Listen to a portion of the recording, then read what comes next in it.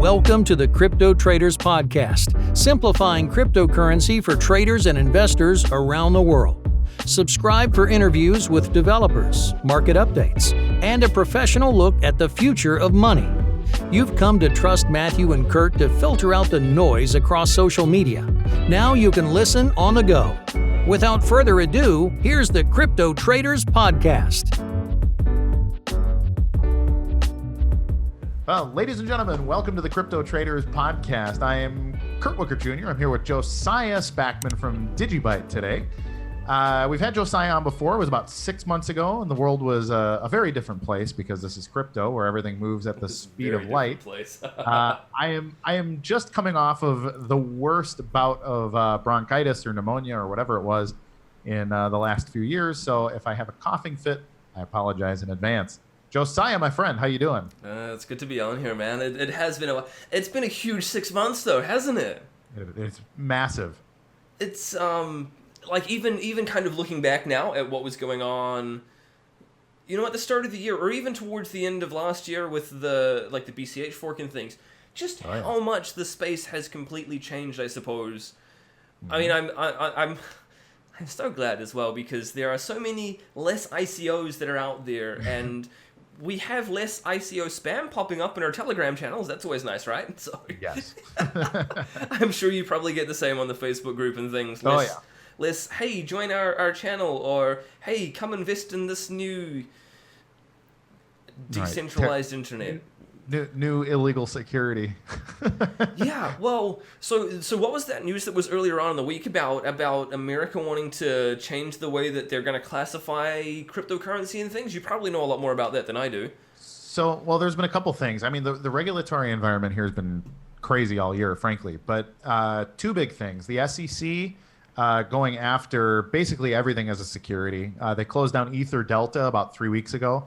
They're bringing in the creator of Ether Delta because literally everything there is an illegal security offering. And, you know, everybody's saying, well, but it's a decentralized exchange. How does that happen? Like, well, it's, you know, the long arm of the law with the U.S. regulatory environment. But then we also got news in the last 24 hours saying that they want to change the way that cryptocurrency trading is taxed, which is a really good thing because a lot of people were very confused about how unclear everything was. Like, am I being taxed if I buy something with Bitcoin? Am I being taxed only if I trade? Am I being taxed if I trade, you know, Ether for an altcoin? Like, it was kind of vague, like basically very threatening, but also very vague. So a lot of people were just kind of like, you've got to err on the side of caution. I mean, I was the same thing. I was interviewed by the national newspaper here last year in December. And the problem was, I said to them, I'm like, I'm totally cool with you coming in and checking out all my mining rigs and things like that. I'll have a real good chat with you. But I'd rather this was semi-anonymous because, to be honest, I don't know where this stands with the law, and I want to be on the right side of it. But I don't know where that is at the moment. This was back last December, so a year ago. And ever since then, I've subsequently found a crypto-friendly accountant.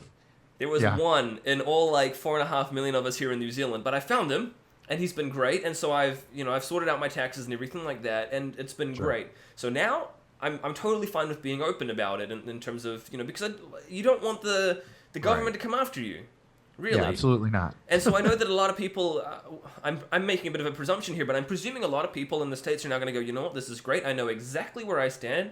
I know, here's the line. Here's what I can do. Here's what I can't do. Here's where I get taxed. Here's where I don't get taxed. And that's totally fine. A lot of people, I think, are going to be willing to play by the rules, to play fair.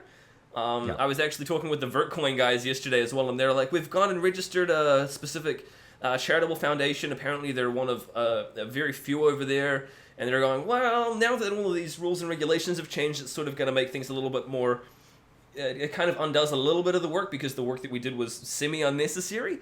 Sure. But at the same time, they've gone and done it. They've helped pave the way, and it means that people can send them a donation in crypto and get I don't exactly know how you do it. Do you get a rebate or something over there exactly? Something along those lines. So, yeah, American tax law is about the most complicated tax law in the world. Yeah. It's definitely we have the most complicated business tax law in the world by leaps and bounds. Magnitude's more complicated here than anywhere else.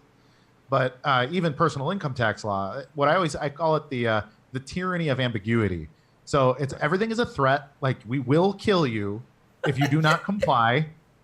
But like, here's all these gray. It's like, well, but wait, that last sentence canceled out, the last paragraph though. And it's like, so that they scare you into over complying, and that's the strategy. But it only cancels out the last paragraph if your grandmother was from this side of Ireland, yes, and you have a dog, and you're living in California or something, right? Like that's exactly. Well, and that's the problem too, is that like technically, so the U.S. is a federal republic, but there is also state sovereignty. So I live in the state of Illinois. Illinois has its own income tax. It has its own capital gains taxes. It has all of its, just all kinds of its own baggage. Yeah. And then all of that has to go in compliance with U.S. income tax law, trading tax, international BS, and all of that. Like, and then if you own a corporation, you can own a corporation in any state in the union or a foreign corporation.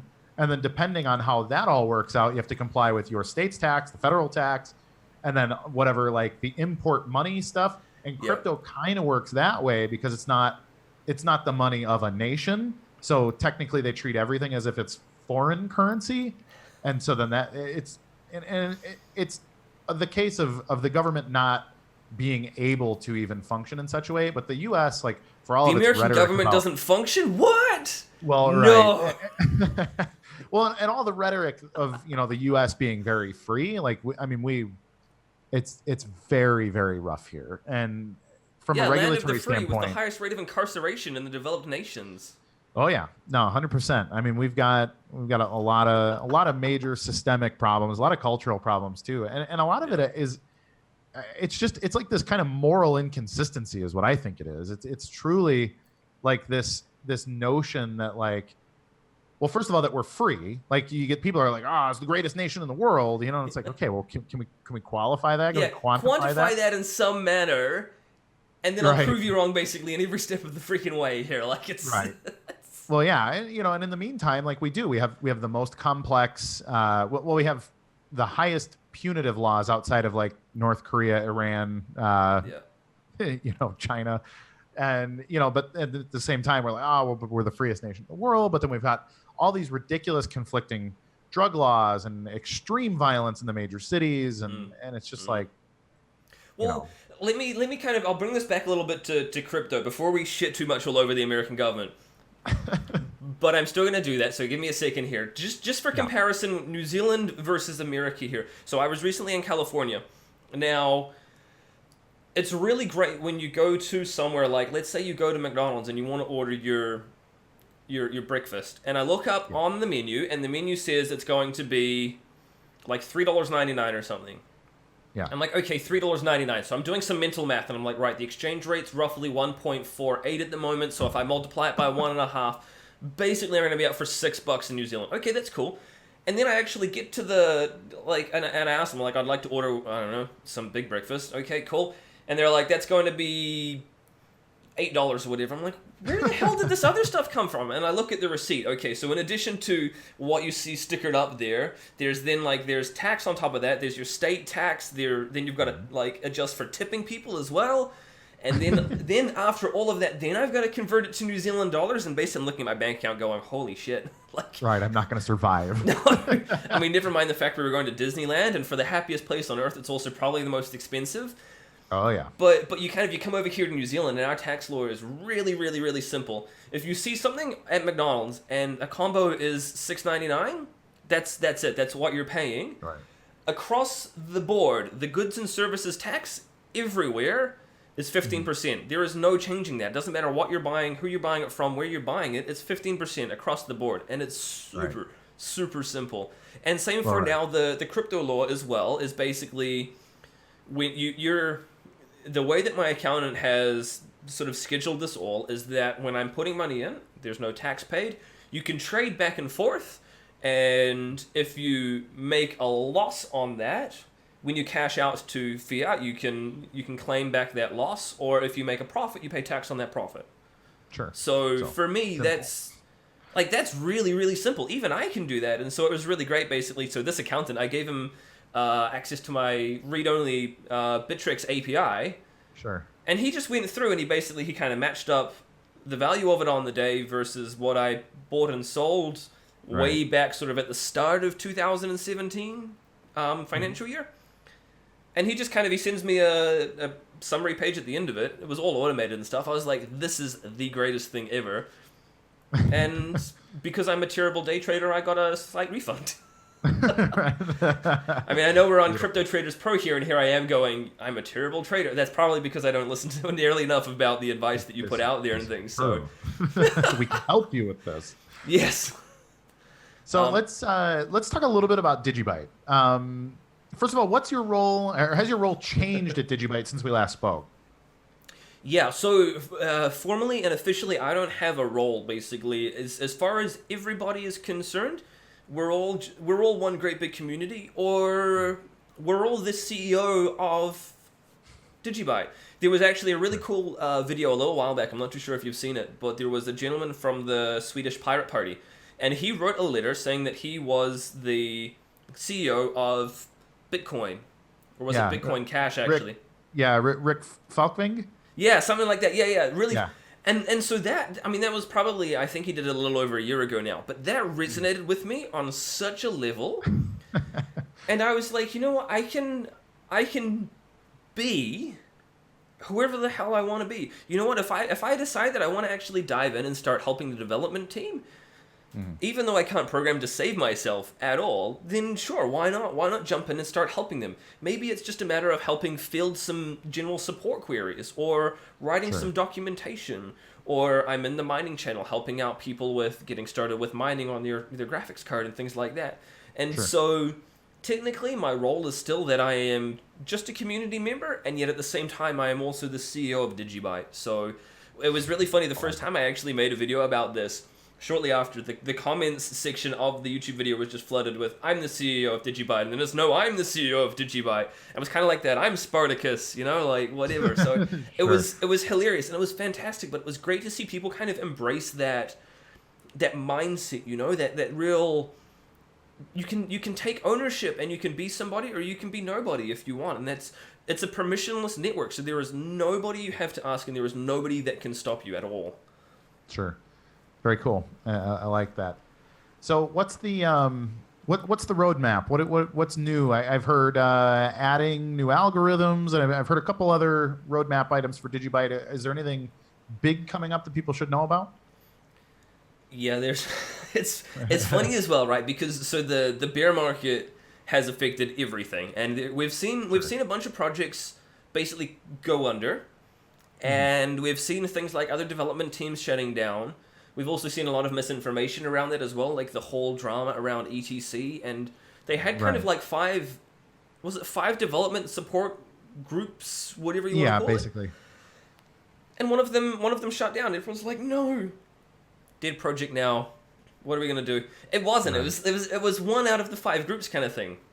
Right. But the development has still carried on, so this is actually I've quite enjoyed 2018 because it's been a really great opportunity for us to, I suppose, show that the development doesn't just rely on the candles being green. It's nice because people feel really good about themselves when you see those green candles basically day in and day out, like we had in November, December last year. But that's not going to prevent the progress, I suppose, for Digibyte. And so we've got a bunch of really cool stuff that we've been working on. So throughout the last kind of 6 months, we've launched the Android and the iOS wallets. We were the first major, we were actually the first crypto wallet after Apple redid all of their terms and conditions and things like that. We were basically in there like a week later. It was fantastic. So thank you, Apple, but you're also a pain in the ass to deal with. But but we've got really cool stuff coming up as well. Like we've got, so we're finalizing the address book, first of all, for our mobile wallet. And then we're going to do reoccurring payments. Because people often talk about being cash for the world and things like that. But then if I sign into my bank account, I pay my landlord. I presume you probably do something similar unless you own your own home, in which case the bank will probably take money out for the mortgage. Right. People do reoccurring payments. I don't know of a single wallet out there for crypto that does reoccurring payments. I've not seen one. Not off the top of my head. No, I No, don't exactly. And so we look at all these other projects, and I was thinking about it earlier in the year, and I was like, how can we be cash if I can't pay you every week? Like, if I'm going to pay somebody to come and mow my lawns because I'm a scrawny little dude who can't be bothered mowing my own lawns, I need to do that. If I need to pay my rent every week, I need to be able to schedule a reoccurring payment, right? So Right. I don't know why this is something. It seemed like a revelation to me. I was like, why has this not been done before? Yeah, for real. But we've got some other cool stuff coming with, we're doing the algo swaps, so we're doing AutoCrypt that's going to come out, and it's going to dynamically change itself every 10 days to basically prevent any ASICs. It's going to make itself more GPU and FPGA friendly, which is kind of cool. So actually, Yeah. I've got myself a couple of little FPGAs that I've bought, and they're down beside my disk here, ready for testing. And there's so much that goes into that kind of a fork. If you want to bring the whole network with you, if you don't want to, and we can talk a little bit about contentious hard forks here, because I know that you know a little bit about that, your experience there. But to shift the whole, like I liken it to a ship sort of reorienting itself. Like, it's great that you're heading north, but what if we want to go north by northwest a little bit, and kind of adjust? It's really, you can't force people to be on that same boat. You can't force people not to grab one of the life rafts and basically go, you know what, screw you, we're going north still. Sure.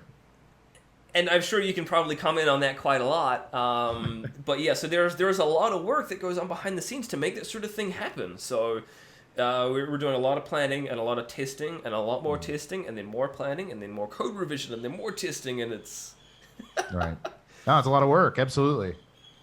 So does Digibyte, I know Digibyte initially was on SHA-256 as Yes. well. Is that staying?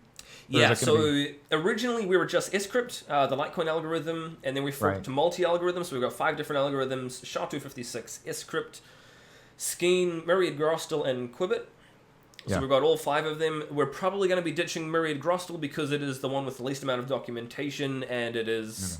It doesn't offer much in terms of the network security for us comparative to the other 4 algorithms.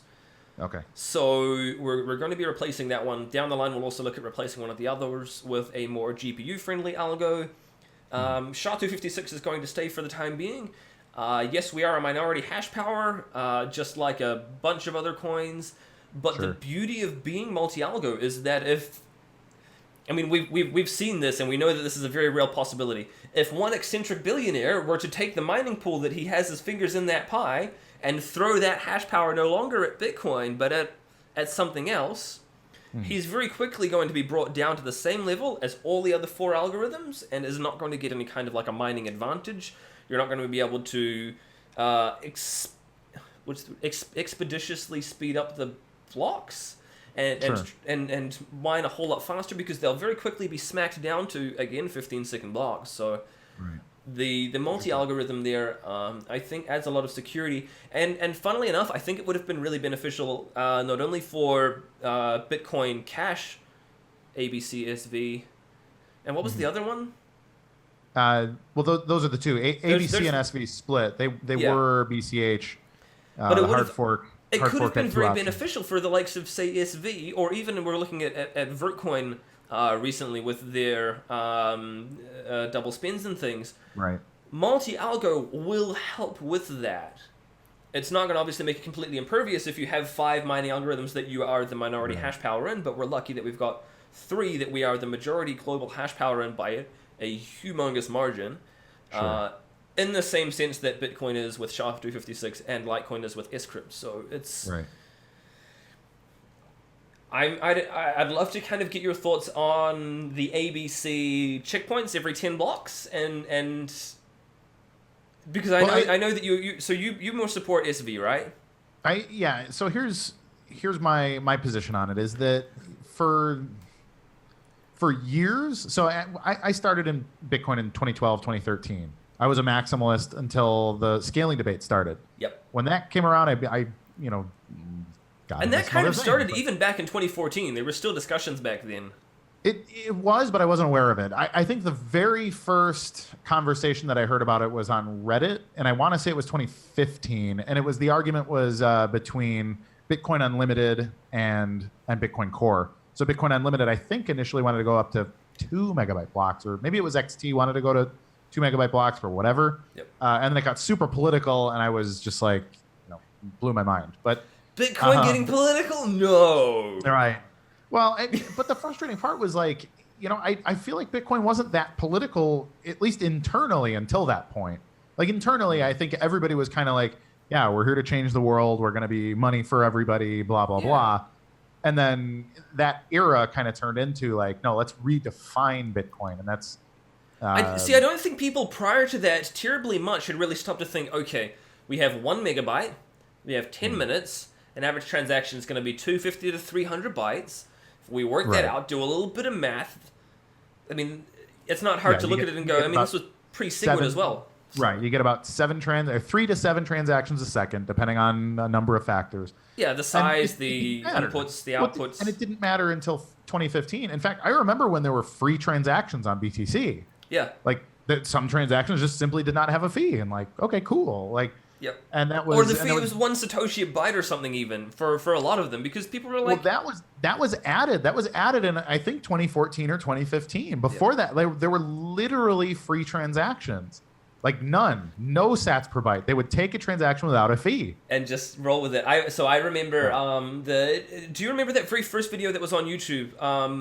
That was, I think it was even Bitcoin.com had put it up or whatever, and it was what is Bitcoin? And they explained that it was free transactions. It was peer-to-peer currency. It was fast. Yep. And now it's really funny because you go and they've got like version 3 or something up there, and the video is now completely changed. It doesn't mention the transaction speed, I don't think, and I don't think it mentions the cost is free. Yeah, no. Now it's secure. They are secure, fraud-proof transactions. That's and I'm like, I mean, that's kind of cool because we've seen a lot of shift both in the narrative of Bitcoin, and even of other coins along the way. Say, for example, Litecoin. Litecoin was originally supposed to be like mined just on your PC, ASIC resistant was the original.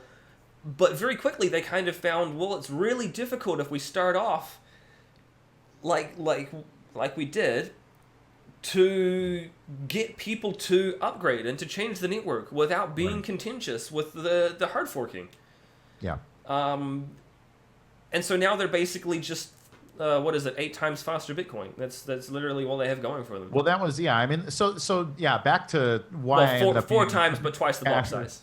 Right. So we get back to like Bitcoin Cash was 8 megabyte blocks every 10 minutes. Yep. Various other... Is it 32 now or is it 128 though?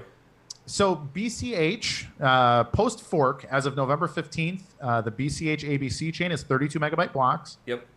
And the BSV, the Bitcoin SV chain... You're not allowed to call it BCHSV, it's BSV. We've got to...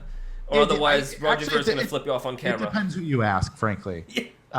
If you're a person that only buys stuff at Binance, it's BCHSV and BCH ABC. But if you use Bitfinex, it's BAB, ABC is BAB, and BSV is BSV. But anyways, I think it's interesting how the narrative changed, and therefore, like, we had all these people that were marginalized.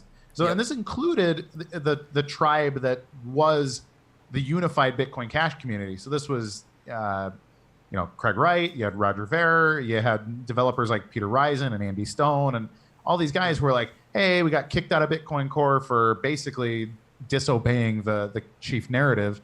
Yep. And then they were happy to be a community over, let's do 8 megabyte blocks and 32 megabyte blocks, and we'll add simple efficiencies, but ultimately get us back to, like, let's be the Bitcoin of 2010, but with bigger blocks and greater hash power. Let's continue to incentivize more hash power to come our direction because there will be more transactions and therefore more profit for miners. And then we'll have this mining supremacy that ultimately flips BTC. And then that didn't happen. So coming into August, this August, there was a number of miner meetings. So this was Bitmain and Via BTC meeting with CoinGeek and the people that became SV Pool and all of them, saying, hey, okay, at this fork, we're going to take the next steps going back to basically being Bitcoin 0.1.0. And the ABC side said, no, we're going to add pre-consensus, and we may change the mining algorithm, and we want to do canonical transaction ordering.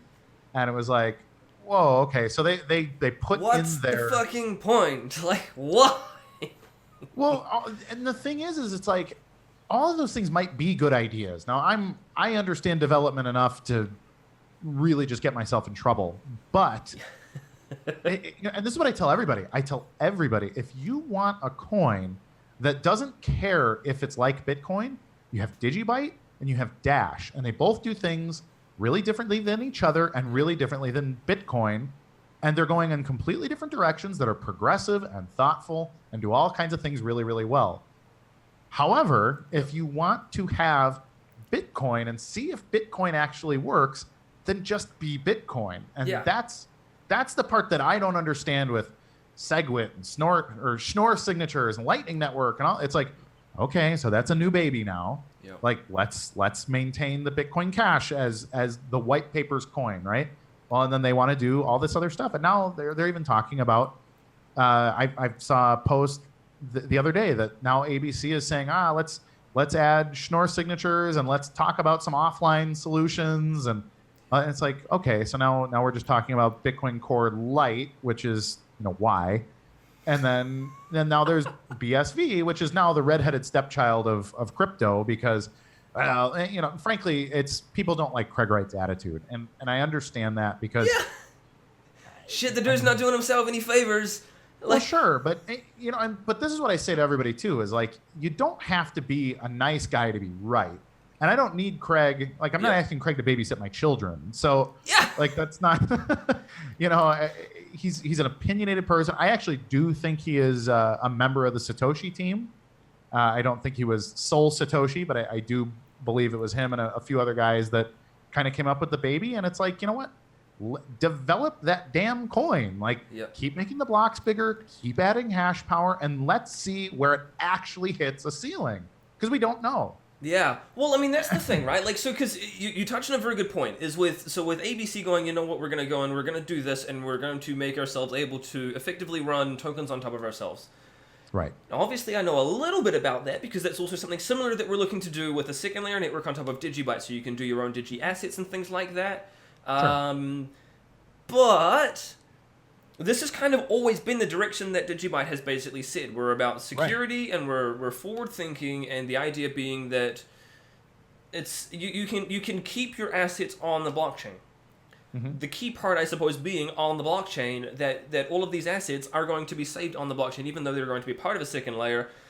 Rowdy. I won't go too much into it. But then you look at something like, okay, so as much as... So Ethereum was basically the first kind of real ICO, I suppose, in that you fronted Bitcoin, you got Ethereum. Sure. Why do ABC need to now do all of the things that Ethereum's already gone and done? Why do you need to be able to run a token on top of Bitcoin? Why can't you just leave Bitcoin to be Bitcoin? Like... I'm also not entirely too sure myself about the whole scaling for Bitcoin, because why can't Bitcoin just stay at 1 megabyte blocks and be the reserve currency for the world that everything else, including Digibyte or Ethereum or maybe even Bitcoin Cash or SV, whatever, gets compared against in terms of its original value, compare it in Satoshis, like we already do when we're on exchanges and things like that. That's kind of... Sure. I'm like, why does Bitcoin ABC needs to try and retain that name of Bitcoin ABC and do tokens on top of itself? Why can't we just do something where we have so much out there already? We've already got things like EOS and we've got Ethereum. Why do we need yet another one? Well, and that's the argument. And I always say, like, if you're going to be in a political battle, you never want to be the guy in the middle, right? Like, you don't want to be like, we're the vague centrist For both party. sides, you're just... I mean, we'll take a stand on something, right? I mean, if you're gonna have a conversation about... I have a damn opinion about it, guys. Come on, like, don't be wishy-washy. Well, and this is what I say, like, if you're gonna let's say you have like Catholics arguing with Baptists, right? Yep. Like they mostly agree, first of all. Yep. And this is the point. But let's say between BTC and BSV, they mostly agree. 10-minute block time, Yep. Blah blah blah. Unlike 95% of the stuff. Right. Same but it's these minor details.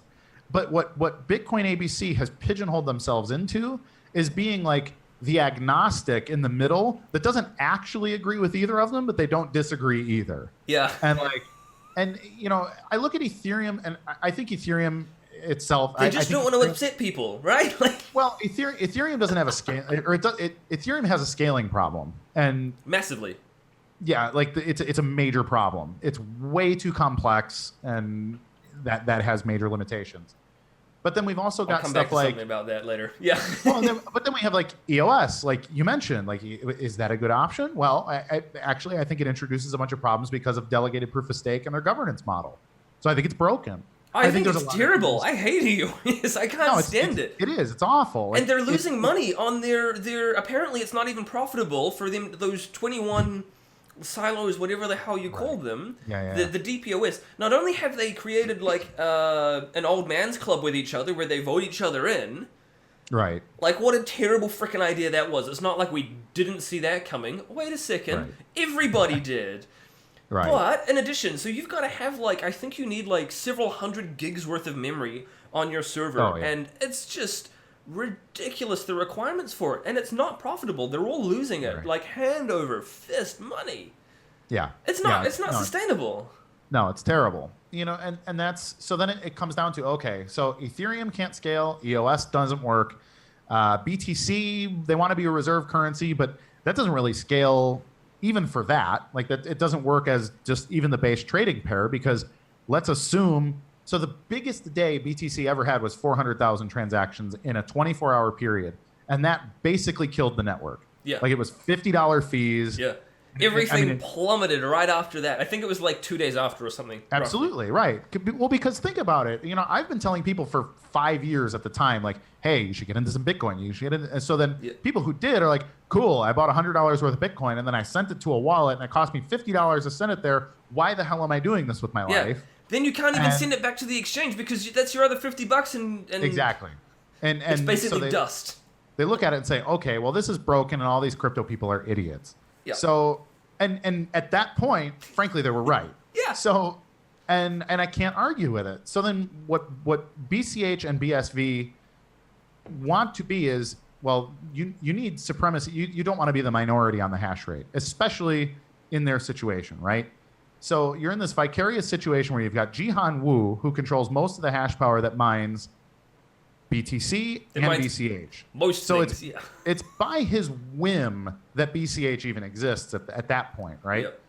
So what BSV want to do is like, okay, so we're just going to keep buying ASICs, but we want to specifically go down this roadmap. We will secure Bitcoin Cash, but we want it to be all the way Bitcoin. We want it to be Bitcoin of 2010 when Satoshi handed it to Gavin Andresen and said, keep it.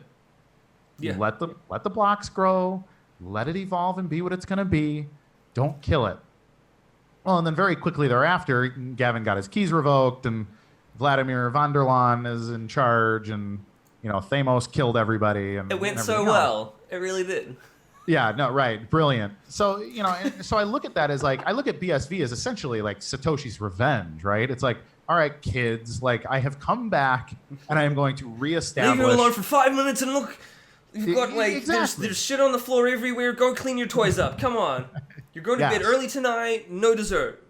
So then here's the goal. The goal is incentivize investors to get into mining, to make money mining BSV, because there is a cap to how much you can make on BTC because of the block size limit. You can only get so many transactions per day on BTC before you've topped out, and then people just they come back they leave. They quit BTC. Yep. So, and then Lightning Network then pushes everything offline. So, I mean, in a decade from now, assuming Lightning Network is a swimming success, which I have serious doubts about, but that assumes you and me both, and I think for our viewers who are not familiar with what happens regularly on Facebook, I get tagged in these things, and Kurt will basically say, "What do you think about this, Joe?" Because he knows I'm going to show up and be like, "Are you freaking kidding me? What a stupid idea this is about Lightning Network and about..." That's when I need a break. Like when it's time for my lunch break, I'll usually tag you in like my pro wrestling. Just tag on the side and we're off, and it's right. Come in. You put the mask on for a while, but it's. but anyway, so like the incentives of that network make mining unprofitable in that situation too. So mining is marginally profitable on BTC today. It won't be more profitable in 10 years. So the incentives break down of that network. BSV, on the other hand, wants to continue to expand the block size to incentivize more people to create better ASICs, more power, make more money. I mean, imagine if there was 100 million transactions a day. That's a ton of fees for a miner to get. So even that's at one the incentive Satoshi model. per byte, it's still going to, like, the math checks out. Absolutely. In fact, Craig was saying at Depending on the value, but... Well, right. It depends obviously on the coin value, which is relevant, but at this point in the game, mining is not really profitable because nobody's actually doing microtransactions for real things in real life yet. So it's kind of a, we're trying. We're in the experimental phase, right? I would, like, on a personal level, I'm still I'm not convinced about microtransactions. And I know that's where Lightning, like, you've seen that recent Black Swan picture and things like that. Sure. But why do we need microtransactions? Like, what's the point? Why, if I'm sending you sub-Satoshi values, do I really give a shit if that's on the blockchain or not? Why should I care that that's on the blockchain? Better still, millions of a penny. Why can't it just be a database entry? Why do we need it on the Lightning Network? Why should my transaction to you have to pass through 3 other freaking people before it reaches you for me to pay you 1/100 of a cent? Like, what's the point? Well, here's the thing. Here's what I say. And, the argument, like, people talk about, like, well, if you want microtransactions, right, just use a database. Yeah. And this is what all the maximalists tell me, too, when I say, like, no, we should have big blocks and microtransactions on the blockchain. They're like, no, that doesn't make any sense. But here's why it does make sense. The security of it. I'm a big believer long-term. I think Internet of Things is a terrible thing now. So anybody that says Internet of Things today is crazy because right now it's all novelty BS. It's my toaster telling my thermostat that my house is too humid, Yep. And it's like, well, yeah, that's cute, but it's and your not, toaster doesn't need that shit on the blockchain. It doesn't need... like. Well, but maybe it does. Like, you're right that my toaster doesn't, but... Today I burned Kurt's toast. Log it on the blockchain. Cost you 1/10 of a cent. Well, but if we're using Internet of Things to control something, let's say we use it to control traffic patterns, or that we use it to control, air traffic control, that kind of thing. Like, that's where it comes into, like, you actually need your microtransaction for Internet of Things to be secure, in which case it makes sense to have trustworthy blocks and trustworthy microtransactions.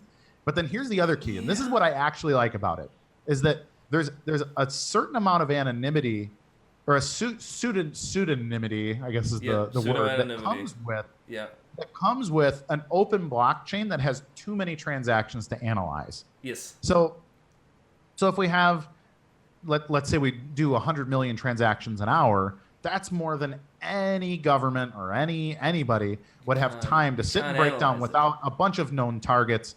And it can be done, but it has to be really high value for them. And the more of those kind of transactions that exist, the more private something like Bitcoin, or in this case Bitcoin SV, becomes. And I know that's also relevant. Just through the pseudo-anonymity of volume, really. Right. It's the anonymity of the crowd. Like, I don't need to wear a mask if I'm in a crowd of 1 million people, right? So, well, I mean, it depends on America, and especially close to Guy Fawkes' time in London, or whatever. But okay, so if we let's go back to the air traffic controller, because this is something that Digibyte specifically is used for currently, the securing shipping manifests and things like that. The idea that you can show up in a remote port and say, "Here's our document," and the shipping manifest says that we've paid for all 500 of our shipping crates. They can't then turn around and say, actually, the one that we've got that was signed only says you paid for 400. There is a value to that. Right. A commercial value. I'm not convinced that needs to be a sub-Satoshi transaction or anything along those lines. I think that if you're providing that kind of a value, same for if you're an air traffic controller, I don't know that you need to worry about it specifically being an effectively free transaction. And I think that if you are going to do that kind of thing, you're going to get that kind of value. Make it cost something. Sure. In which case, if it's going to cost something, I'm not sure that we need specifically things like the Lightning Network that are going to make that, or supposedly make it cheaper. And on top of that, you want it to be on the chain. Like, that's the whole freaking point of it, is that it's on the chain, it's immutable, and you're storing that additional data into the chain. And Bitcoin has obviously got to disable the opcodes that allow you to save it into OP return, because the blocks are getting... Anyway. But that's Sure. that's my thought, is like, I would rather see something else.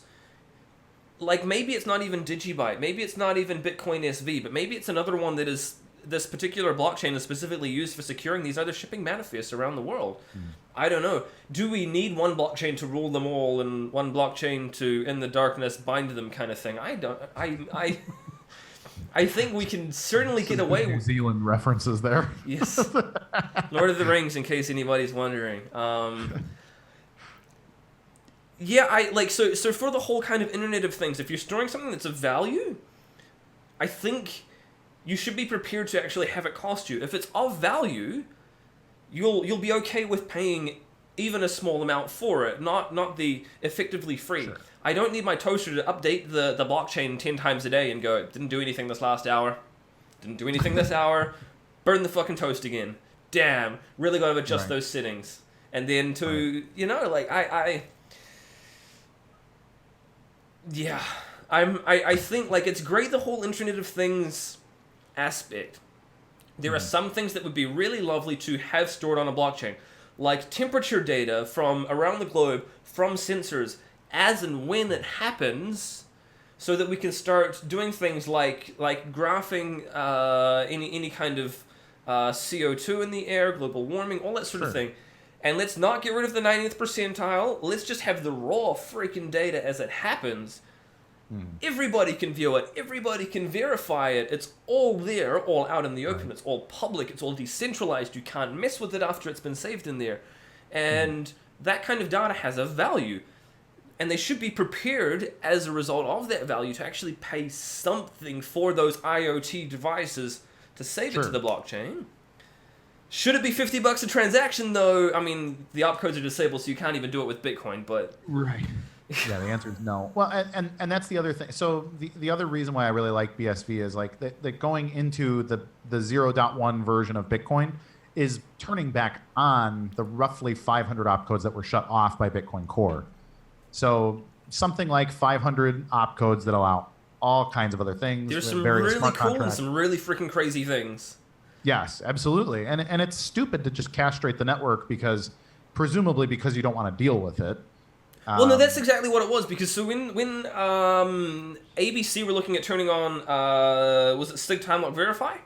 It was DataSig verify. DataSig so verify, that's their it's a new opcode. It is one that they created, and that was another point of contention, is that it was not an original Bitcoin code, and that it actually conflicts with a number of others. So the idea is that you're going to break something by adding something that is redundant to other things. Right. So what I did was I started looking into a bit more of the history about it around about that time, because so back when I first started in late 2013, early 2014, I didn't really know too much about opcodes. And to be honest, I didn't really care. All I knew was, hey, I've gone out and spent $2,500 on two what were they? R9 290Xs. And all of a sudden, I mined for 3 days, and I get 0.1 of a Bitcoin, and it wasn't profitable because it was worth $2. But anyway,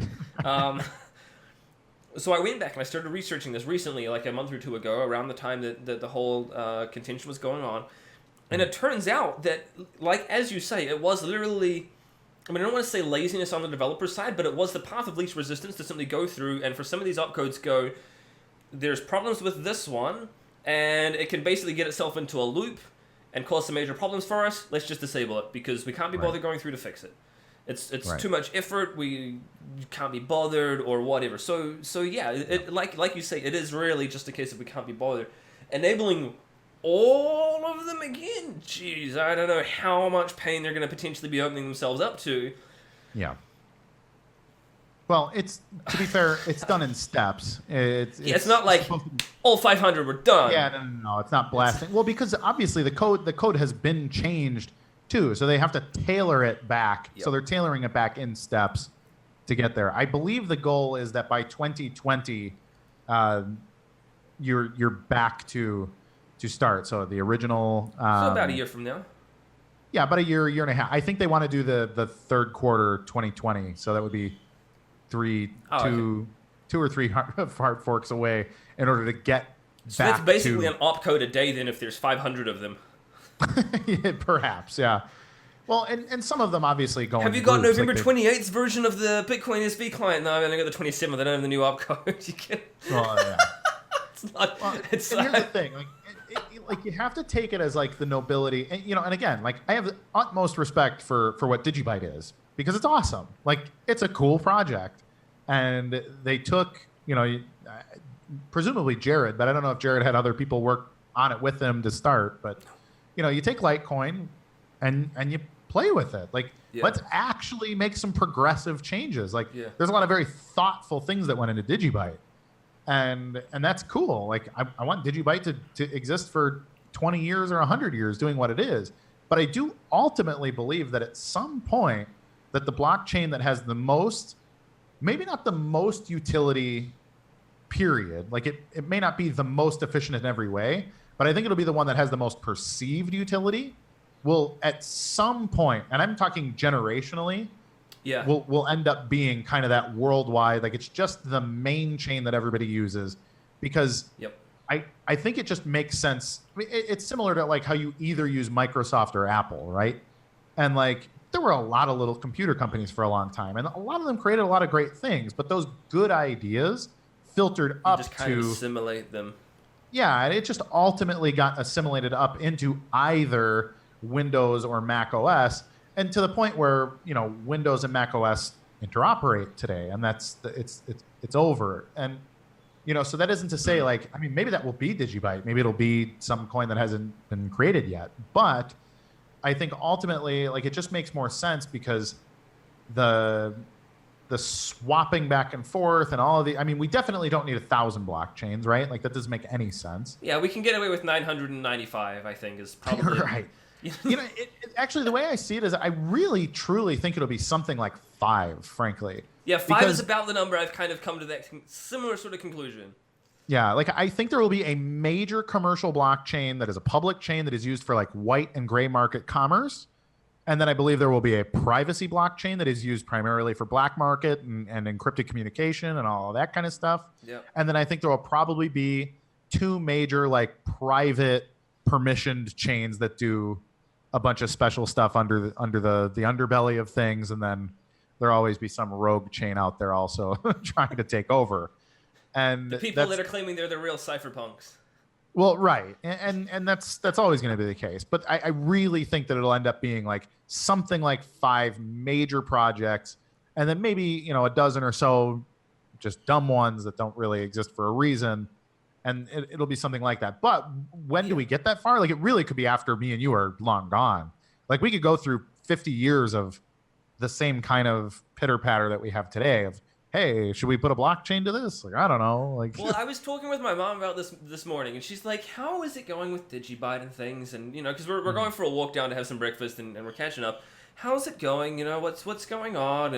And she was basically going, okay, but you've been around for sort of 5 years now. That's pretty good, right? I'm like, yeah, 5 years is pretty decent because Bitcoin's about to celebrate their 10th anniversary. So, we've been around for a little while. But I said at the same time, I look at the market cap and what are we like under 150 billion? So yeah, something like that. But if you look at the likes of Apple Computer, they're worth like 5 times that much. Yeah. And she's like, well, that's not really a lot of money. I'm like, no, exactly. Not when we're talking about there's like 7-8 billion people in the world. Right. We're in that kind of, I said to Mom, I was like, you remember back when we first got the internet, sort of like in the mid-90s sort of thing. I would have been about like 8 years old or something. And she's like, yeah, I remember that. I said, how many people did you email back then? She's like, nobody else had email. I was like, exactly. But we were at the forefront of it at the time. Nowadays, you wouldn't even think twice about email. When was the last time you wrote a letter and posted it to somebody who wasn't your lawyer? Like, like there's always never. You never do that. I have major problems when I'm trying to do KYC because when I'm trying to, like, an exchange will say we need proof of address. I never get anything mailed to me, never, and it's a major problem for me. Sure. So. Absolutely. Yeah, like that kind of thing is kind of funny. And I said to her, I was like, look, we're at the mid-90s of the internet stage of cryptocurrency. Right. The whole market cap for everything is 150 billion. That's nothing. Like, that's really nothing. Wait until we're talking, we're not even at the 1% right now, really, in the grand scheme of things. Wait until the 99% actually start using it. Wait until we can do things like schedule a frickin' payment before people actually start using it. So Sure. I said to her, I was like, yeah, things are going to change, and like you say, it might take a generation. I mean, it's now 2018, so it's probably been like 20 years or whatever since then, and Right. yeah, so it's funny you mention that, because I'm kind of a similar sort of mindset. I imagine that there will be about 5 blockchains, and so in my head I've kind of thought we might have like Bitcoin as a relatively reserved currency. We might have Bitcoin Cash as a more spendable, like everybody does daily. We will have Digibyte being potentially another spendable currency as a more security focused one for storing data into the blockchain as well. That whole kind of immutable history sort of side of validation, verification, things like that. Similar sort of thing, thinking Monero will probably have some privacy focused centric coin. And so what are we at this for? And I also thought we will have something still like Hyperledger, something along those lines. Yeah, and that's what I picture too. Like Hyperledger would be like the permission thing that kind of connects like the old school economy, the banks and stuff. Yeah. Well, but now apparently Intel and IBM are fisticuffs over the direction they're going to take it or something, and I'm like, come on, guys, like. Yeah. But well, and they're working with.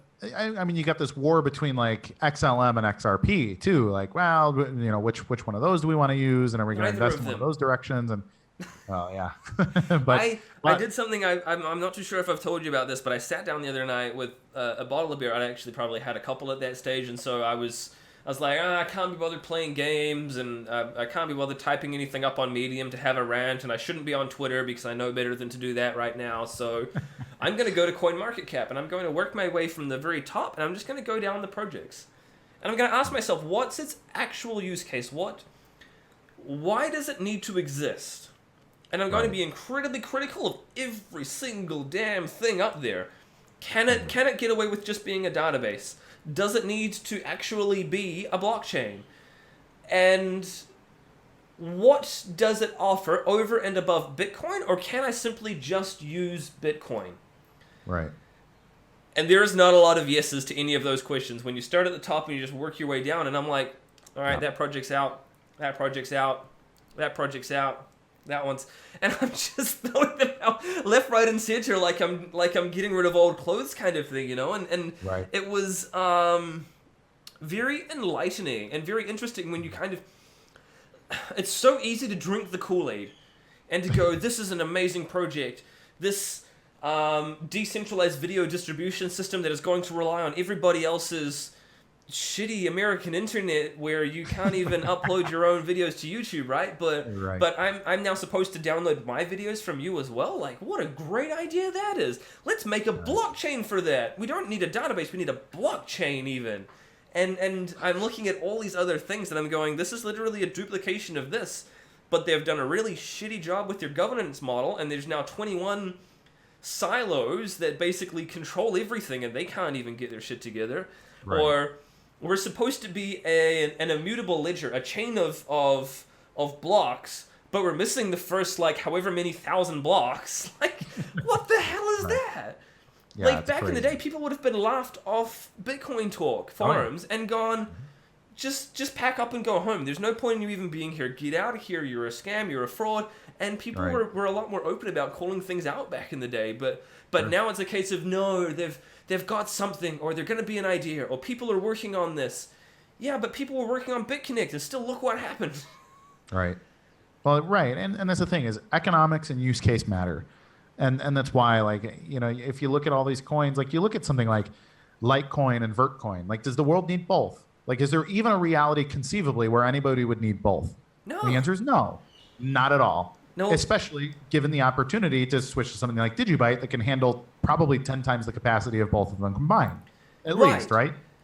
But I look at Vertcoin, and basically I look at, you're starting on down the list, and I'm like, what was the point of Litecoin? Well, Litecoin was supposed to be anyone can mine it at home, and I thought that's kind of really cool with their decentralization and their distribution. Sure. Where are they actually now with the project? Well, there's basically 4 mining pools that make up 80% of the hash power, so they've not changed shit. Since No, they started. It's BTC with faster blocks, period. Yeah, four Like, times that's- faster blocks, double the block size of the original BTC, and so even now BCH, SV, ABC all have better processing capacity. Right. Literally, what is the point of it? And so then you could argue, and so this was kind of like my own mental arguing while I was sitting there with a beer in my hand at the time, and I'm thinking, well, but it's supposed to be sound money, right? Yeah, but so is Bitcoin. Bitcoin is better sound money. It's got a better, got a better market cap. It's got a better network effect. Well, it's going to be a cheaper on-road to the Lightning Network. That is a shitty value proposition. Like, no, it's terrible. It makes no sense.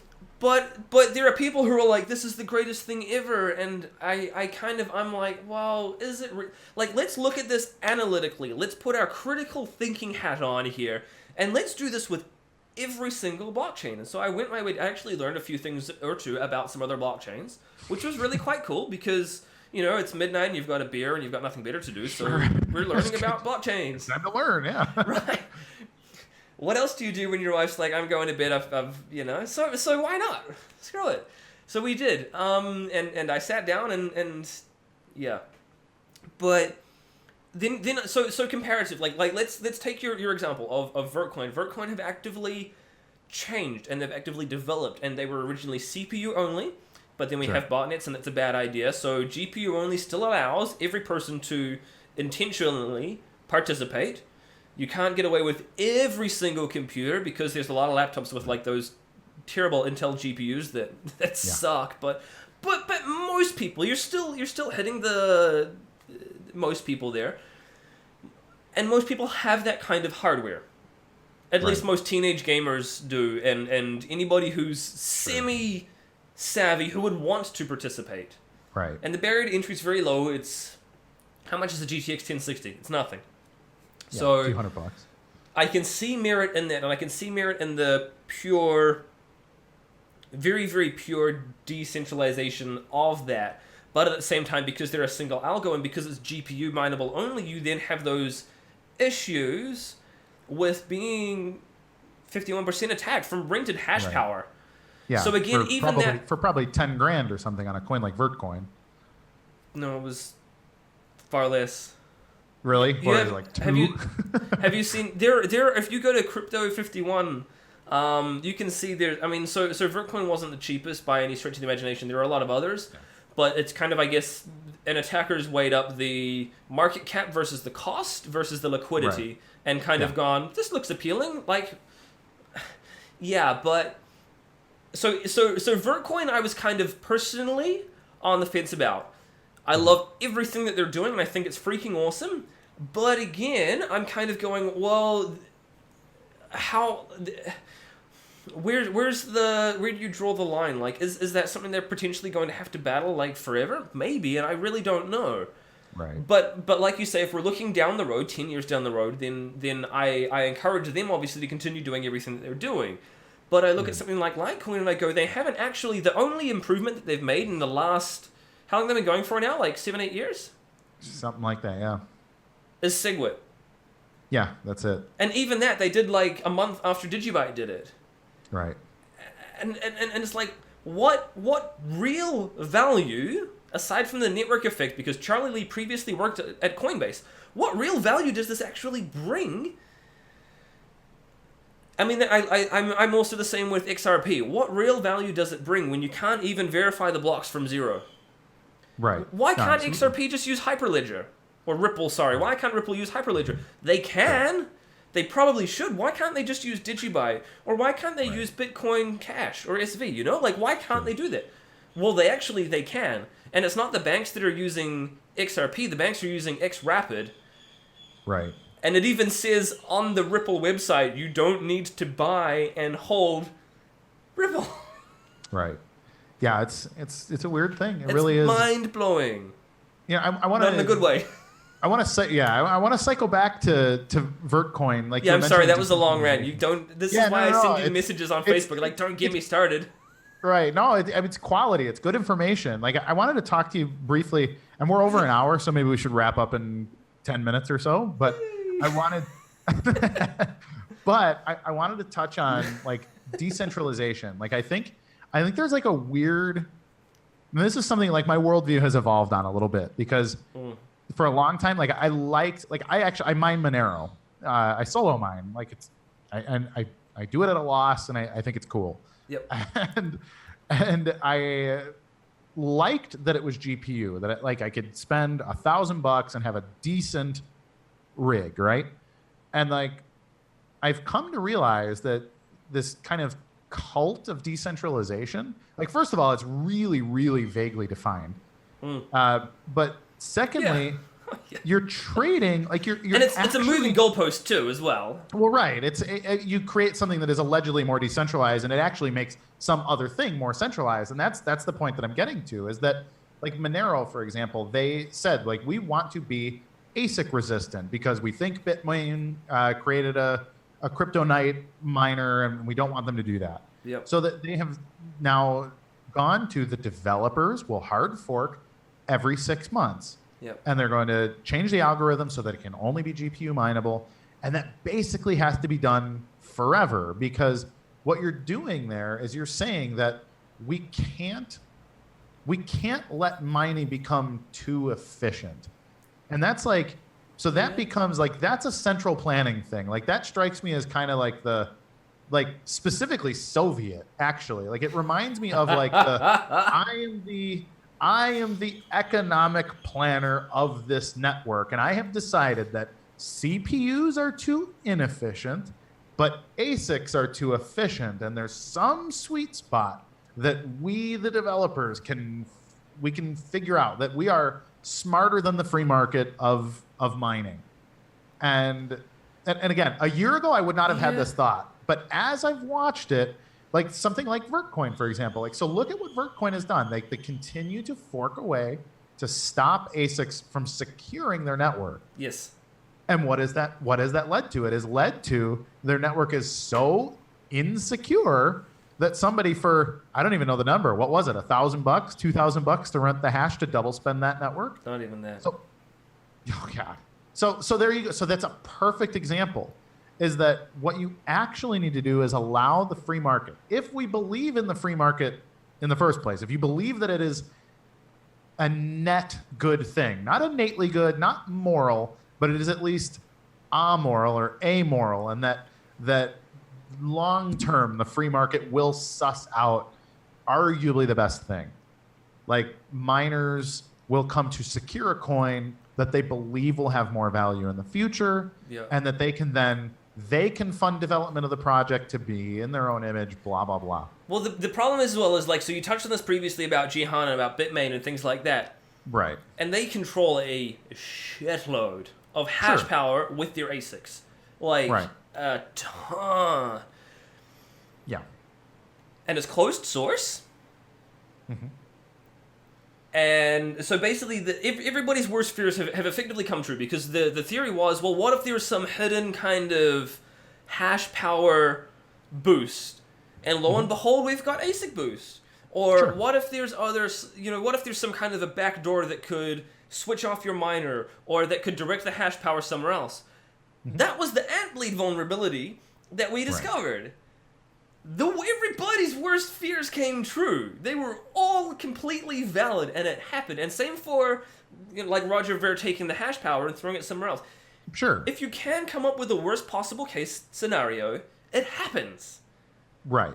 But the thing, and again, I don't disagree. You're absolutely right on those things. However, the way a free market corrects is not through somebody avoiding perceived problems, right? Yep. So had Bitcoin, let's say BTC hard forked every time an ASIC was created and it was completely GPU, well then Bitcoin would be X amount less secure than it is today from a hash power standpoint. Yeah. Yeah, I mean, massive magnitudes of difference. But instead, allowing BTC to be mined by ASICs, like yes, Jihan became something of a king on that network. However, Jihan did it by being a brutal competitor, but because he was not a good businessman from like a moral standpoint, like he did not make his people feel, he didn't make his customers feel loved. He didn't make his employees feel loved. He's had people that have broken away, right? So you got guys that left and created Pangolin miner, which is X amount more efficient than the Ant miner. Yep. And then you actually had, the forking of Bitcoin Cash in the first place, and now BSV. So now you have competitors that are coming in. Now, granted, we may have a year or 2 or 3 of like, damn, that guy is an asshole and he is in charge of the network. However, that's an incentive for other people to come in and compete with them. And if you believe in market economics, it's like the bank crash of 2008. What did we do? We decided to not go through the pain of a hard recession. Instead, we printed a bunch of money and we bailed those banks out. Because what would the world be without Bank of America and Citigroup, right? Well, Thanks, America. You fucked it up for all of us. Well, who actually loses, though? First of all, we lose because that came out of our pockets. That inflation made our money less valuable. Yep. But it's also those medium-sized banks that got double screwed. Like, imagine being a bank that spent the early 2000s only giving away good loans and having a healthy balance sheet. Yep. When Bank of America and Lehman Brothers and all these people go away, they become the new magnate. But they earned it. They deserve to be that. But that didn't happen because of central planning. And so I fear that the central planning on something like, no, we're going to be ASIC resistant. Like, we may have a brutal crypto winter because of the bad acting by someone like Jihan or maybe CoinGeek or whoever. But if we let it play out, there are people that believe in mining, they believe in cryptocurrency that I think will come up and replace them. And I believe that it has to, or else free market economics is just BS, right? Yeah. The problem is, right, like, so in order to, like, if you look at the Bitcoin Cash mining distribution, you look at the Bitcoin mining distribution, and you look at the Litecoin mining distribution, because those are the 3 main dominant hash powers in their ASIC-specific arenas. Sure. It's stupidly centralized. There is 5 different ones, 4 different ones if you're Litecoin that control 80-ish%. Sure. That means that your point of weakness is now basically 2 mining pools collaborating.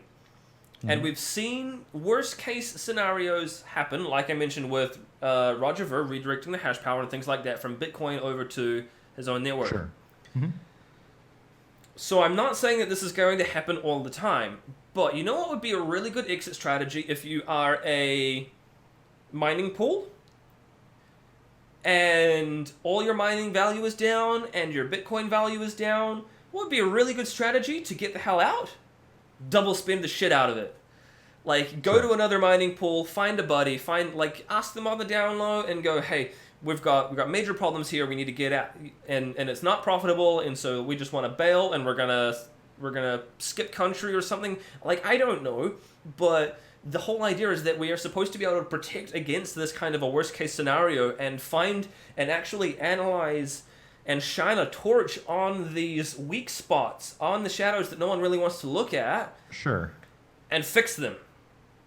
Not just kind of stick our head in the sand and go, this is a stupid idea, and la la la la la, that's never going to happen, no one's ever going to redirect the mining hash power from a pool, or no one's ever going to rent, so this is where I really like the idea of multi-algorithm for Digibyte, because even though Bitcoin is orders of magnitude more, I think we're close to like 1/500th or something of the hash power. Like, it's nothing in the grand scheme of things. We don't even make up 1%, I think, of the main Bitcoin hash power. But because we are ASIC dominant in our other areas, it prevents any kind of... First of all, there's the mining distribution, which is great, especially once we get back to one of them being FPGA and one of them being GPU mineable, because it doesn't matter if somebody nice hashes the whole lot and literally takes all of the hash power from NiceHash that's currently doing Lyra 2 RE version 2, that takes the Kryptonite, that takes all of those other GPU mining ones. Let's say they rent everything on NiceHash and throw it at Digibyte. So what? They're not going to be able to double spend. Sure. And so we've solved, I suppose, in that sense, the renting problem that Vertcoin has and that Bitcoin Gold has and Zcash. Sure. Although Zcash have the whole Flypool was mining like 80% of their blocks earlier in the year. That was freaking great for the longest time. Yeah. And at the same time, so we've got the as you say, you need that security from the ASICs because that's what they offer. They offer the security that there is a consistent amount of hash power that doesn't exist anywhere else in the world, that you can't rent, that you can't go buy, that you can't find, that you can't have two minority pools come together and go, we're now 50% of the hash power and we're going to double spend. So in that sense, I really, really like having the 5 different algorithms, and I think that, like, I love being able to GPU mine. My wife likes being able to GPU mine. She restarts her computer because Windows updates suck, and she goes back up to her computer and sits down and goes, I've got to fire up the Digibyte miner and let's start mining. And it's not specifically profitable, and she's participating in a pool, but that one pool that she's participating in only makes up somewhere around about like 2 to 3% of the hash power of the whole entire network. Mm-hmm. So that was my nice little plug for Digibyte and how I feel like we've kind of solved that. And I feel like it really is the best of both worlds because, like you say, you've got to let the free market do what it wants with finding those. I think that's great, and I think those efficiencies are ideal. And I wholeheartedly agree that the security that it provides from finding those efficiencies is valuable. Mm-hmm. But at the same time, like you say, the average person at home wants to be able to mine on their graphics card. But if you can do that and mine on your graphics card, why don't, like, if, let's say you've got yourself a GTX 1080 Ti, and right now you're getting $2 a day out of it. If someone comes along on NiceHash and offers you $3 a day, you would be an idiot not to take that. I would possibly take that. I would probably take that. Right? Like, sure. You've got an extra 50% worth of money for you literally doing nothing different. Right. So it makes sense that you would do that. And again, you're letting the free market decide how much, like, where do you want to go? Do you want to throw your hash power over there? Do it. Go do it. So I feel like I've probably gone on for long enough there. No, you know what? It's I don't necessarily disagree. I struggle with who, like, basically who makes that decision, right? Like that if somebody like, you know, and Digibyte is super unique in that regard. So I feel like a lot of the criticisms of like all these other projects and how they mine is actually somewhat irrelevant to Digibyte, which is a perk because I believe in being unique, that having unique features is something that makes things special. But but if you look at something like, you know, on Monero, for example, like Monero was supposed to be, and it was, an extremely decentralized project. Like it was developed by Consensus, it was mined by Consensus, it was mined, like the mining was super distributed. But then somebody creates an ASIC, you know, not to be nefarious, like they're not creating an ASIC to harm the network, they're creating an ASIC to mine for more profit, but that secures the network. Like that's the economics there is like, I get paid more if I secure you more. Yep. And in the it's Monero, a good incentive. It is. It's the incentive. Like that is capitalism in a nutshell right there. And then the developers have said, like, no, we have the authority to disallow people of your caliber to compete.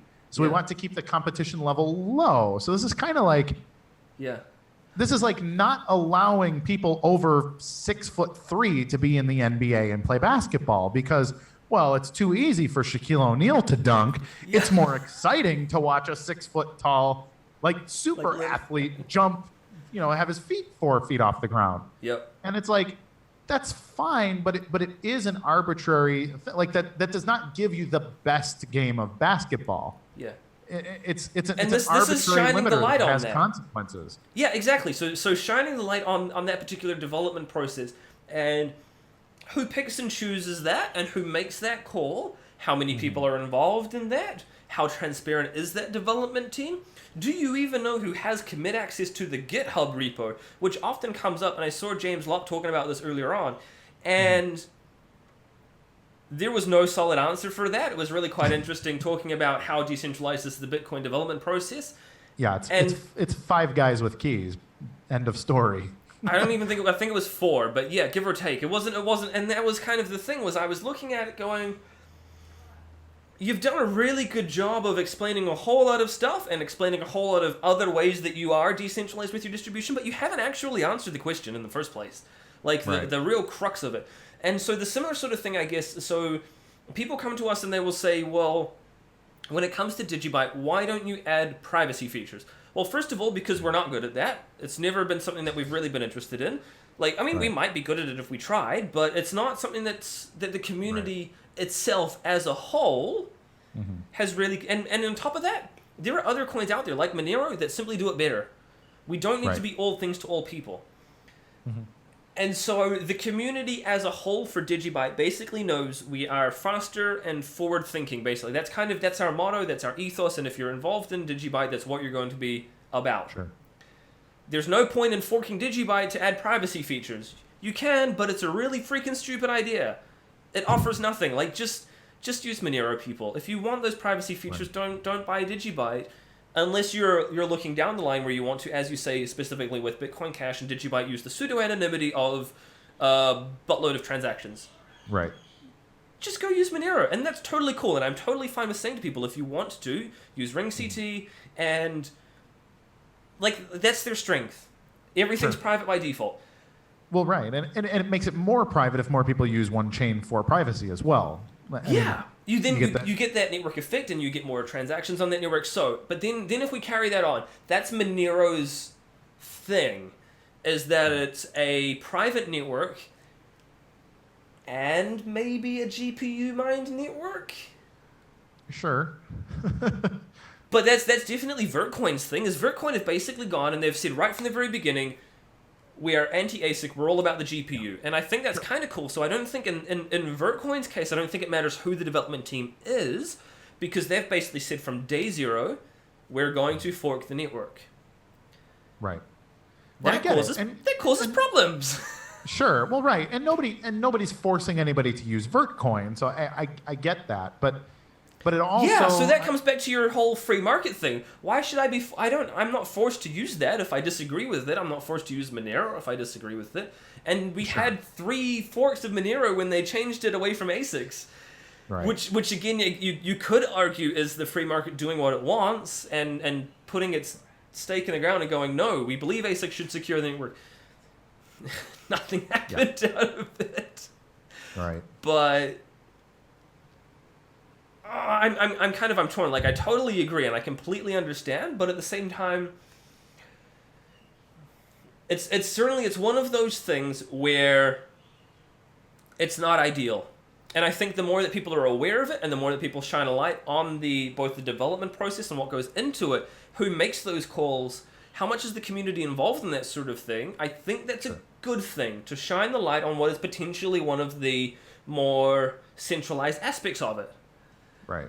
I'm not saying that Monero is centralized, don't get me wrong, far from it. Right. But who makes those decisions? And let's ask that same call about Digibyte. Who makes those decisions? And so we're actually really quite cool. We've got... I regularly butt heads with a couple of people in our Telegram channel who have different ideas, but we come together at the end of the day for the overall good of it. And I concede things, they concede things.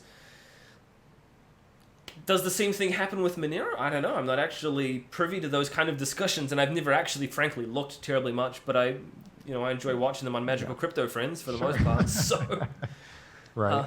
Well, and I think that's an interesting thing. Like, first of all, Digibyte doesn't have the baggage of being anything. Like, I think Bitcoin comes across as much more like religious, like, because it's got this sort of like hero mythos of it. Like this is this magic specific thing, and everybody disagrees on what that is. Is it the consensus model? Is it the longest chain that can still sync back to 2009? Is it or is it the one that's most like the white paper? Because now BCH, BSV, Bitcoin Gold, and BTC all share the same base UTXO set for the first 8.5 years, whatever. Until their various splits, but.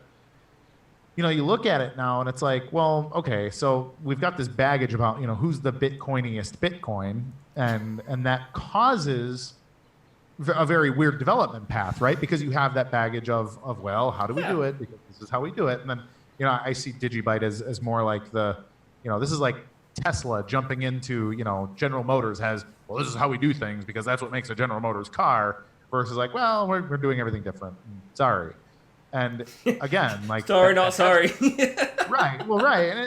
And that has value, right? Like that is a valuable thing, to be able to be nimble and say, well, we don't have any of that baggage. We're just going to, nix your whole political process and zoom forward. But yeah, no, I think it's a tough one, but I suppose at the same time, like having that kind of from the outset saying we are going to be doing development, we're doing features, and so we've done things like we've done DigiShield,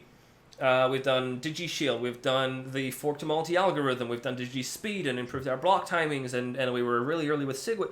The expectation that if you are using Digibyte, that you are going to have to at least pay some kind of attention. Mm-hmm. And keep an eye out. Like, it's not like we're hard forking left, right, and center on the network all the time willy-nilly. Far from it. Right. But I suppose the idea is that you are going to want to be forward-thinking, and you are going to want to embrace those kind of improvements. Mm-hmm. Is a similar sort of thing to Monero, where they're going, we have to regularly make improvements to our network for the privacy. It's not... So Ricardo's gone on the record a number of times and basically said it's not like we have achieved privacy. We can go home. Let's go have an app. We're going to go rest.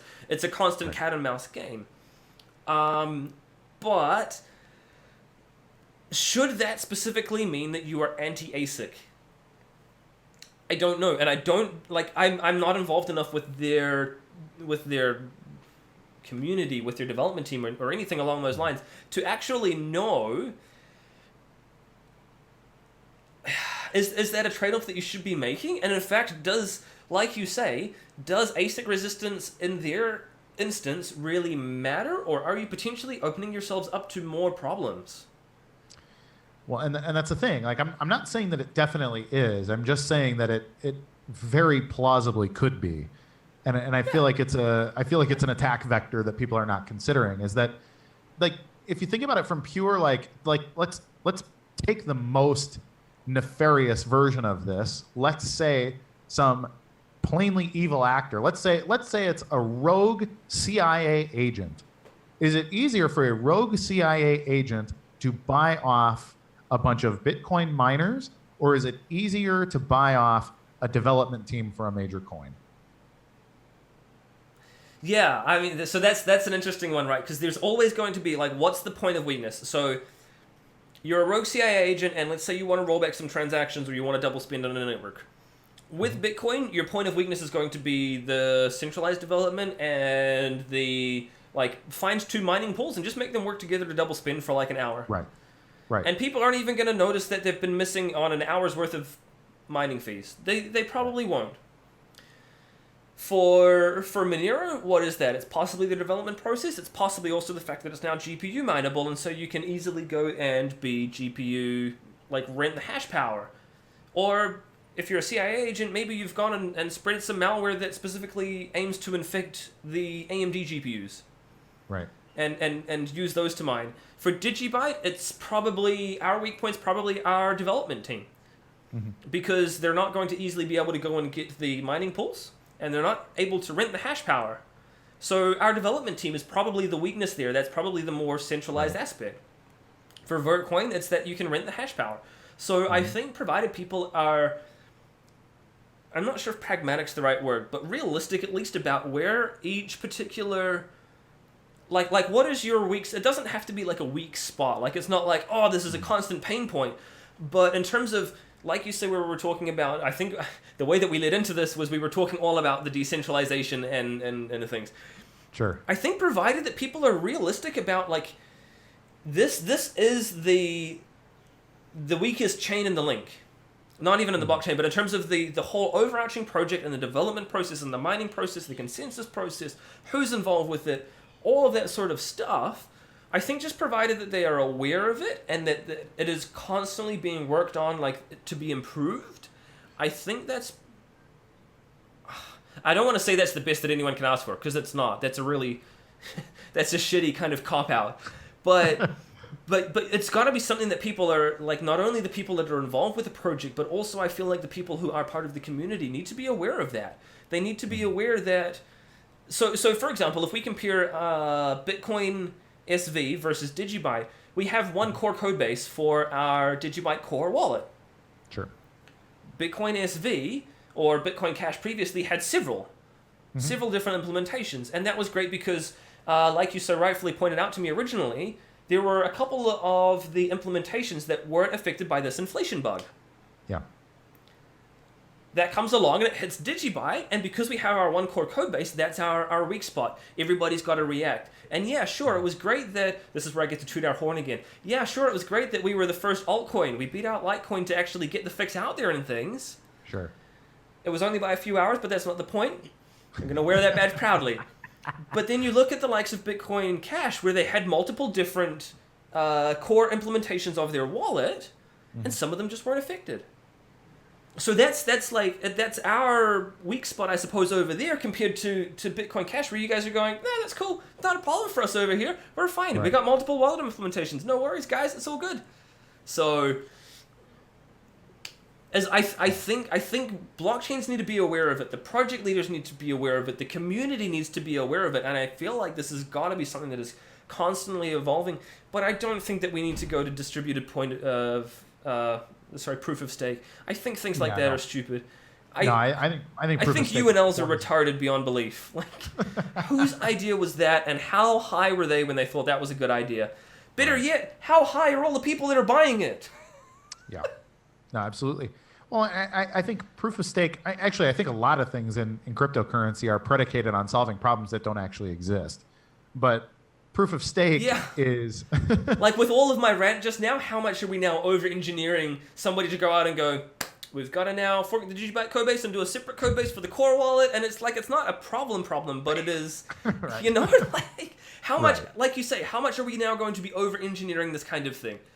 Right. Where a problem doesn't actually really exist, but we're going to make a problem out of it, and then we're going to fork the code base, and then we're going to have a split in a community of some sort. I'm not saying it's going to be Digibyte, of course, but you know exactly what I'm talking about, right? Like, well, and I mean, it's exactly that. Like, I mean, take Bitcoin 2013, 2014. If you would have just raised the block size to 2 megabytes and then 4 megabytes, and and add in some efficiency of block propagation and everything else, do these things slowly. Like, we simply wouldn't have altcoins. Like, there would be no reason for them. Yeah. If Bitcoin could solve everyone's problems consistently and grow and just keep pace a little bit ahead of the economic demand. Yeah. I mean, ahead of frankly, demand, preferably, not reactively. Well, sure, but and that's the thing. Like, it's all of these coins come to exist. They are solving a problem that doesn't actually exist. Like, it does exist functionally, exists pragmatically, because Bitcoin has decided to be 3 to 7 transactions a second, but that's completely arbitrary. Like, that's developer centralization. If the miners actually had the guts, like, none of that would have happened. Like, the miners could fork and make a 2 megabyte Bitcoin today. They could make BTC 2 megabytes. It's literally one line in the code for the block weight. Right. It's not hard. Absolutely. And it's this weird balance of this cultural BS around it that, I don't know, it's going to break something. Like, that was the argument before Bitcoin Cash. It's like, no, if you go to 8 megabyte blocks, it's going to break the whole network. Like, it can't do it. It can't. There was that one client that did break, I think. Or was that the 32 meg limit? The 32 meg. What was it? Well, during, they do these stress tests, and this is why we have a test net. I don't know why they need to do it on mainnet. Come on, guys. I think there's value to it, but you have to actually see, right? Because testnet, sure, I mean, that's fine. I don't disagree. They all use testnet too, but then you actually have to go out and in the real world. Yep. Yeah, you got to do it, and because in their testnet, here's actually a great example. According to Bitcoin ABC, a 22 megabyte block was the absolute largest that could be propagated across the network inside of 10 minutes, and that it would completely break down after that. Well, Bitcoin SV mined a 64 megabyte block, and they got it to propagate.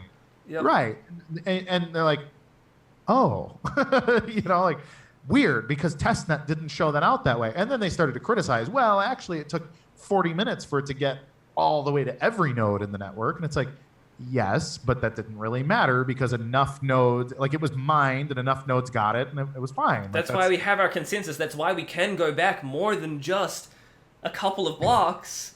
Yes. Just in case these other miners that are over here are mining and Correct. they weren't on the network, or they were slower at the time, or maybe they mined something and they weren't able to get the other. Yeah, no, like, Right. this is why we don't have checkpoints every 5 blocks or whatever. Right. Well, and you get to see, like, what are the actual inefficiencies? And what we came to see is that, like, Bitcoin Unlimited, which is another node implementation, Yep. they're inefficient because they want to parallelize all the transaction stuff. Yep. And they've got their own goals, and I think that's all well and good, but they specifically, they can't mine over a 20-something megabyte block. Like, they just can't do it. And that's fine because they almost never happen. And by the time we get to the actual economic use case of we consistently need 32 megabyte blocks, I imagine the hardware and the software and everything else will have become efficient enough. Yeah. But or you know what? If that's- you're mining and you're using that Bitcoin client, then you just have to mine 22 megabyte blocks and you just get slightly less mining fees. Is that Exactly. really such a big deal? Probably not. Screw it. No. You've got 22 meg blocks and everyone else can mine the bigger blocks, but as long as we're all on the same network, great. But you're completely right in that the funny thing is so the reason that we've got the mantra of forward thinking is because that's literally why Jared back in 2013 started with Bitcoin. Started with Digibyte was because he was messing with the Bitcoin code base, and he saw the difficulty adjustment algorithm sucked. It still does. Right. I mean, it makes do for now, but it could be better, and so we've got better. And same for the block timing. The difference is the transaction capacity specifically. Right. And so, like you say, like if Bitcoin at its core had just gone, you know what, we're going to go to 2 meg blocks now. That's what I wonder. Like, Litecoin wouldn't need to exist. Digibyte would potentially not exist. Yep. Bitcoin Cash would potentially not exist. All of these other coins would potentially not exist. Ethereum either. I mean, if they would have left the script alone and allowed some, like, I mean, have you ever seen Vitalik's Python library for Bitcoin? Like, not Ethereum, but for Bitcoin? There was one that he put, and it was all the way back. I think it was like 2013 or something. Was it? He's the most prolific Python script developer for Bitcoin ever. Yeah. So, assuming there were not people actively stopping Vitalik, and if they were to give 2 megabyte, 4 megabyte, 8 megabyte blocks, we wouldn't have Ethereum either, which means all of these other tokens would also be running on Bitcoin. You know, and that's kind of what I'm talking about with essentially, like, you'd have all the major coins connected to the one major chain. Yep. And then you'd probably have something like Monero for privacy. And that's... And Ripple, because we need that, clearly. Yeah, absolutely. So... Sorry, XRP. My bad. I'm still Right. used to what it said on the website for the first 4 years. Sure. So, okay, couple things. We should wrap up because, like, my voice is going to die. There's Sorry way more about talking that. than I've done in weeks now, so I want to be able to save a little bit for the rest of reality. Where can we learn more about Digibyte, and what else? What should we be aware of about Digibyte going into 2019? So there are going to be changes coming out. We are bringing out AutoCrypt, and we are going to be grandfathering one of our older ASIC mining algorithms to work on the decentralization. So AutoCrypt is coming out, and I'm so excited. We're currently going through a huge testing process right now. To keep up to date, you've got a couple of options. Check us out on Twitter at DigibyteCoin, or you can follow me at DGB_chilling. Jump on our Telegram channel. Our main channel has a lot of people, too many for me to even stay in there because otherwise my phone melts. We've also got our alerts Telegram, which is really quite cool. We'll post specific things that are not specifically just directly Digibyte, but probably also things like this video. And so it's a really great way to kind of keep involved. Or if you want, like, the most purest, I suppose, of just the really important announcements, there's things like Signal on Blockfolio, which is really good as well. So we've got a couple 100,000 people on there that just received the notification. Some of them are pushed, some of them are not, of the core. Like, we've now launched on Vertbase, and you can do USD buying. Things like that, like the really important stuff. Or we're about to release a new... You miss out on me obviously going, hey, look, we're testing 6.1, 7.1, but you'll get the announcement that it's been released on GitHub, for example. So if you're interested in that sort of thing, sign up on Blockfolio Signal for the alerts there, or follow us on Twitter or Telegram, or kind of the main places that we sort of hang out. There's Facebook, there is Discord, there's Reddit, but Reddit's toxic, so don't go there. Sorry. It's true. 100% true.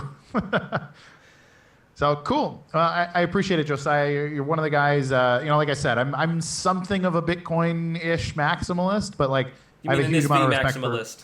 I'm an SV. I believe BSV is Bitcoin as it should be. But but I have respect for people that develop actual progressive projects, not just slap a new label on some Bitcoin fork or a Zcash fork or whatever. So huge respect to the Digibyte community for doing everything you do. And I just plainly appreciate your friendship, and I appreciate all your contributions on like my social media arguments and everything else too. So. Likewise, I want to say to the Digibyte community as well that it's okay to both have a courteous discussion and to disagree on things like that, but without that rampant tribalism. It's okay to find aspects of things that you're not 100% proud of, or that could be further improved. And I think that's really cool. But at the same time, it's totally okay to like more than just one project. It's totally fine for people to also like Bitcoin SV, And so now's a really good chance as well for us to give a quick plug for Crypto Traders Pro. It's how I've gone and I met Kurt originally. They don't do any ICOs as well, which makes life really easy from a sort of a purity and avoiding most of the scams kind of perspective too. So jump into the Facebook group, say hi to them. You're also on Twitter. Yeah, you can find me. I'm Kurt Wooker Jr., KurtWuckerJr on Twitter. It's also down in the little corner there. Literally everywhere. Yeah, we can type that in. I'll have the video editor add that. But you can Fix it in post. But then you can find us CryptoTradersPro.com is kind of our central hub of all of our stuff, where we have our Facebook, Instagram, and everywhere else in the universe. But we do daily news. We point out scams. We point out stupid ICOs. We point out really dumb projects, redundant projects. And then we have our close group of people that we respect, people that actually do real work, people that have original ideas, people that push for interesting things. But we also focus on sound trading advice and sound investment advice, which all year has made a lot of maximalists very angry, because I've told everybody to be sitting in Tether if you plan to just be in this for the profits. But it's just reality. So we try very hard to be really, really honest. We got a bunch of huge things coming out ourselves. So stay tuned to CryptoTradersPro.com, which will be a new website. Nice. That my wife and our marketing team are working on together. And the memes. We get memes there as well. Yeah. Yeah, it's gonna be good stuff. We're gonna be doing a lot of stuff. 2019, very, very excited about. And everybody, happy holidays, Merry Christmas, Kwanzaa, Hanukkah, everything else you do. It's good stuff. So until next time, Crypto Traders Podcast. You can subscribe, iTunes, Stitcher, SoundCloud, and this will be up on YouTube as soon as it's available as well. Josiah, thank you so much for your time. Thanks for the great discussion, man. Pleasure as always. Yep. Take care, man.